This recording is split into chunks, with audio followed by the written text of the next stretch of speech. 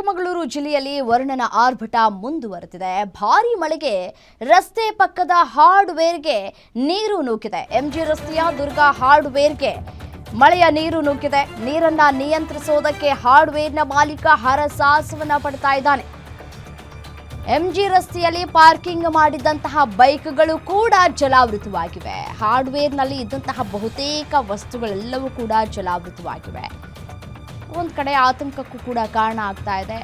ಅಂಗಡಿ ಮುಂಗಟ್ಟುಗಳ ಮುಂದೆ ಮಳೆಯ ನೀರು ಇಲ್ಲಿವರೆಗೂ ನಿಂತಿರ್ತಾ ಇತ್ತು ಅಂತ ಕೇಳ್ತಾ ಇದ್ವಿ. ಬಟ್ ಆದರೆ ಇದೀಗ ಆ ಮಳೆಯ ನೀರು ಅಂಗಡಿಯ ಒಳಗೆ ನುಗ್ಗೋದಕ್ಕೆ ಶುರು ಮಾಡಿದೆ.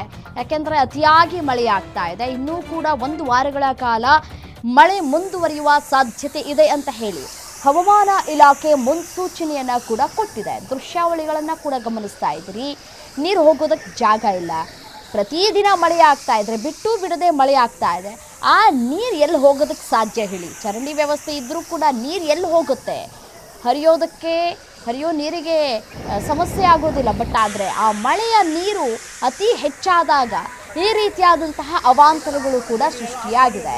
ಹಾರ್ಡ್ವೇರ್ನ ಶಾಪ್ಗೆ ಯಾವ ರೀತಿಯಾಗಿ ಮಳೆಯ ನೀರು ನುಗ್ತಾ ಇದೆ ಅನ್ನೋದನ್ನು ಗಮನಿಸ್ತಾ ಇದ್ದೀರಿ. ಅದು ಕೂಡ ಅಂಡರ್ ಪಾಸ್ನಲ್ಲಿದೆ. ಅದು ಅಂಡರ್ ಪಾಸ್ನಲ್ಲಿ ಇದ್ದಂತಹ ಸಂದರ್ಭದಲ್ಲಿ ಸಾಮಾನ್ಯವಾಗಿಯೇ ಮಳೆ ಅತಿ ಹೆಚ್ಚಾದಾಗ ಈ ಚರಂಡಿಯ ನೀರು ತುಂಬಿದಾಗ ನೀರು ಇನ್ನೆಲ್ಲೂ ಹೋಗೋದಕ್ಕೆ ಸಾಧ್ಯವಾಗದೆ ಇದೀಗ ಅಂಗಡಿ ಮುಂಗಟ್ಟುಗಳಿಗೆ ನೀರು ನುಗ್ತಾ ಇದೆ.